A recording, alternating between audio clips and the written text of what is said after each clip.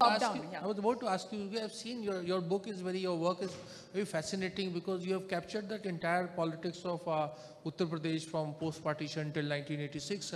How do you reconcile with this fact? Here is Congress party being accused of doing this politics of appeasement, and from your book and with data that you have tried, you have cited a lot of examples that how actually the Muslims in Uttar Pradesh were discriminated in government jobs, in recruitment, and all kind of places. So how do you think this narrative build? I mean, here was a political party which was actually trying to, put a lid on what was bringing a particular community into a national mainstream or say, and at the same time it's being accused of giving them a favorable position, even if it was not backed by in terms of jobs or employment, etc. or political empowerment. See, if you ask me whether the narrative comes from with respect to the Congress, it comes from that extensive use of the term secularism. Whoever I interviewed during the course of my PhD, if they didn't know, if they were not aware of the other aspects of politics or society, they were certainly aware of secularism as a word. What it meant, they all had their own definitions of secularism.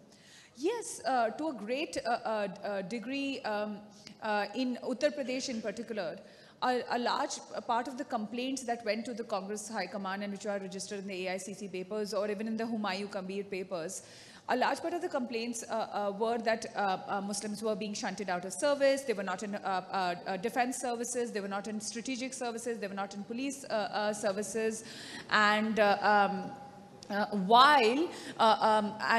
and these were complaints to the Congress High Command. And while at the same time, the Congress was issuing tickets to people who had, who were erstwhile Muslim Leaguers, they had advocated the cause of Pakistan. So that dichotomy was something that I capture in my book. On the one hand, Congress was, and Congress leaders like Sampurnanand, P.D. Tandon, they were of the view that we now need to keep the interests of the majority also in mind. They cannot be completely ignored. While at the same time, there was Nehru, on the other hand, who was expressing a completely different opinion. They're minorities, they need to be protected, but they were never protected.